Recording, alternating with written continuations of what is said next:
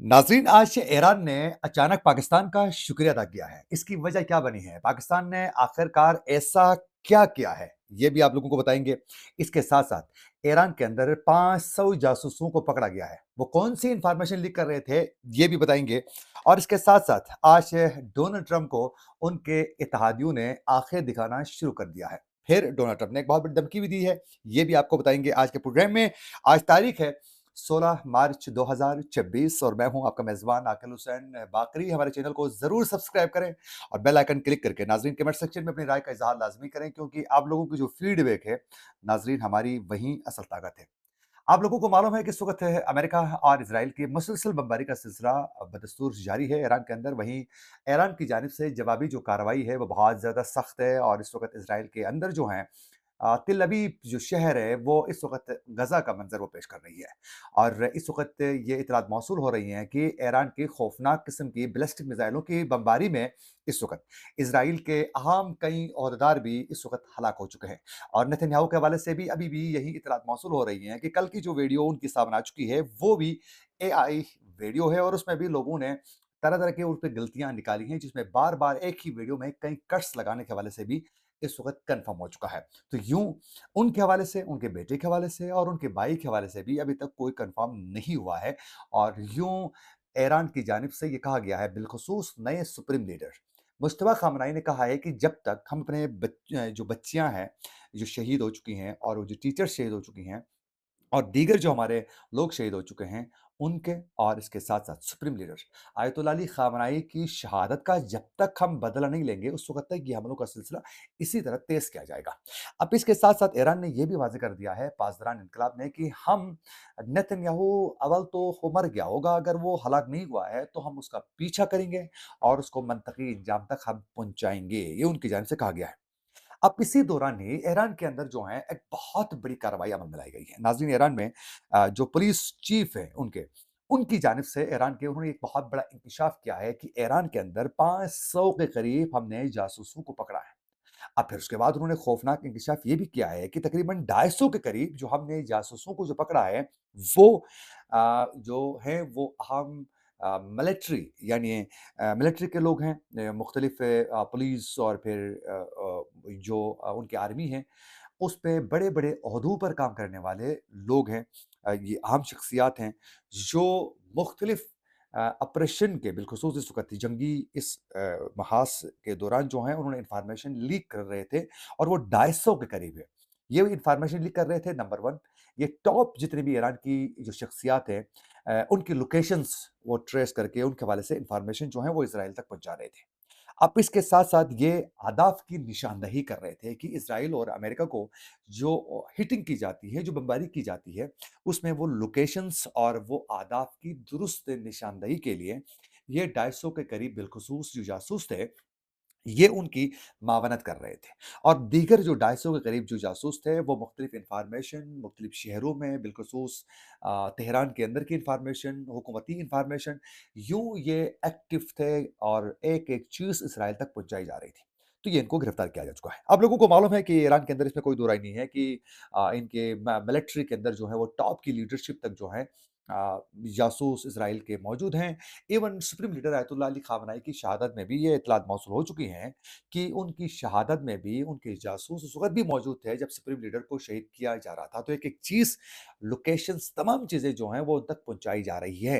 आप लोगों को मालूम है कि अहमदी निजात की जानिब से चंद साल पहले ये इंकशाफ किया गया था कि हमने ईरान में एक हमने एक फ़ोर्स तैयार की थी और उनका काम ये था कि इज़राइल और अमेरिका के लिए जासूसी करने वाले लोगों को पकड़ना और उनको कैफ़रा किरदार तक पहुँचाना है। और बिलख़ुसूस आर्मी और फिर सिक्योरिटी इदारों के अंदर जो मौजूद हैं, उनको हमने बेनकाब करना है। तो अहमदी निजात ने उस वक़्त ये इंकशाफ किया था कि हमने उस फ़ोर्स का जो हेड बनाए थे, वही हेड ही जो है इज़राइल का जासूस था। तो ईरान के अंदर ये सूरत-ए-हाल है, ये गद्दारी का ये उनके अंदर एक फैक्टर मौजूद है। तो इस वक़्त ईरान के जो निज़ाम है, जो इस वक़्त जो उनका बिलख़ुसूस सुप्रीम लीडर के मातहत जो निज़ाम है, ये इस वक़्त कई दुश्वारियों का सामना कर रहा है, अंदरूनी और बैरूनी भी। तो इस वक़्त जो है उनको मंतकी इंजाम तक अब पहुँचाने का ये फ़ैसला हो चुका है।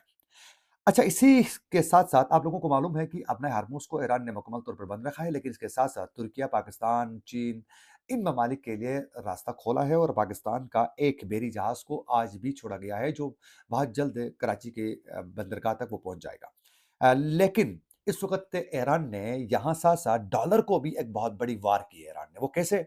अपने हार्मोज़ से गुज़रने वाले हर जहाज़ के लिए पाबंद किया है उन्होंने।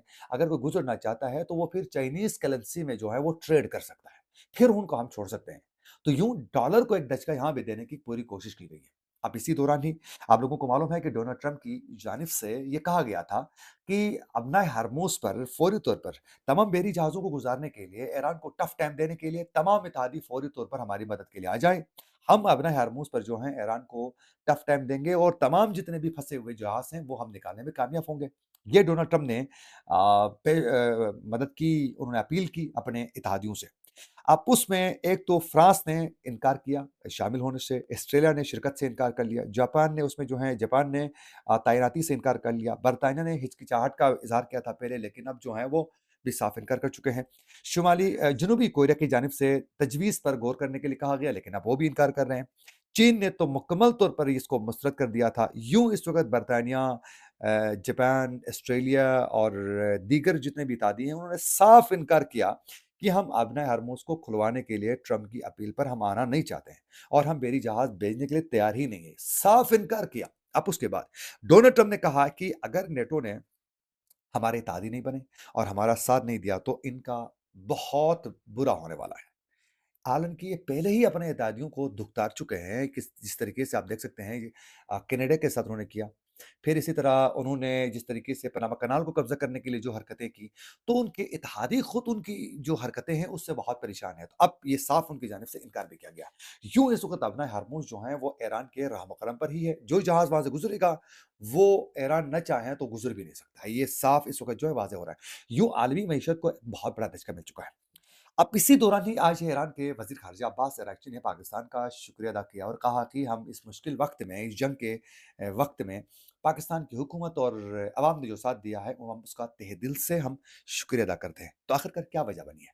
नाज़रीन एक तो सबसे बड़ी रीज़न ये बनी है कि जिस वक़्त ईरान की जानिब से खलिजी ममालिक में खौफ़नाक किस्म की बमबारी का सिलसिला शुरू किया गया था, तो उसी दौरान ही इसराइल की जानिब से बाकायदा के प्लानिंग के तहत जो है, मशरिक़ वस्ता के अंदर उन्होंने भी कुछ उन एरियाज़ को हिट किया जो ईरान करना नहीं चाह रहा था, तो यूँ उन्होंने सऊदी अरब और कतर के अंदर जो है तेल की तनसीबात को हिट करना शुरू कर दिया।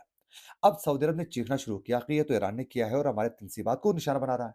तो ईरान ने वाज़ेह कर दिया कि भाई हमने नहीं किया है। अब सऊदी अरब इस पे ट्रस्ट नहीं कर रहा था। उसी दौरान पाकिस्तान ने एंट्री मारी और तमाम इन्फॉर्मेशन उन तक पहुँचाई कि भाई ये ईरान नहीं कर रहा है, ये कोई और कर रहा है। फिर बाद में मोसाद के कुछ एजेंटों को गिरफ्तार किया गया। फिर पता चला कि भाई ये तो कोई और कर रहा है। फिर सऊदी वज़ीर ख़ारिजा ने आकर मीडिया में कहा कि ये हमें मालूम है ये कौन कर रहा है, वक़्त आने पर हम उसका नाम भी एक्सपोज़ करेंगे।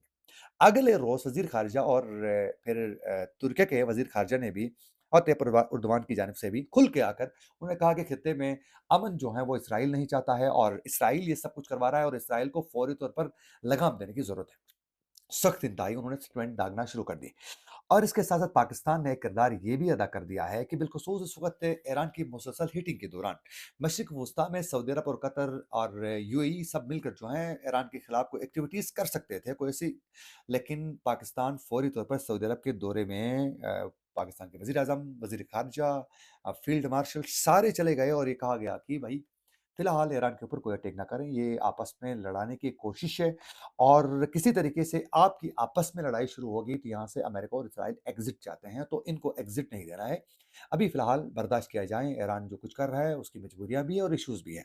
तो यूँ पाकिस्तान ने किसी न किसी शक्ल में यहाँ भी सऊदी अरब के लिए भी कहा है कि थोड़ा सब्र का मुज़ाहरा करें और इधर ईरान की भी मिन्नतें कर रहा है कि आगा साहब आप थोड़ा ख़्याल रखें, वो वसीयतुल्लाह साहब ने भी अपने कलाम में इसके हवाले से बेहतरीन तरीके से वो ज़िक्र भी कर चुके हैं। तो यूँ इस वक़्त पाकिस्तान का किरदार यकीनन किसी न किसी शक्ल में है और कहीं भी अक़वाम मुत्तहिदा में भी कोई करारदाद पेश की जाती है ईरान के हवाले से तो पाकिस्तान दो टोक मौक़िफ़ के साथ जो है वो ईरान के साथ खड़ा दिखाई दे रहा है। इसीलिए ये सब कुछ हो रहा है। तो यूँ इस वक़्त पाकिस्तान के किरदार के साथ-साथ चीन जो है वो इस वक़्त इंटेलिजेंस इन्फॉर्मेशन और चीनी जो सैटेलाइट जो है वो ईरान के लिए इस्तेमाल होता है और तमाम इन्फॉर्मेशन एग्ज़ैक्ट लोकेशन जो हैं वो इस वक़्त चीन और रूस जो है वो मुहैया कर रहे हैं।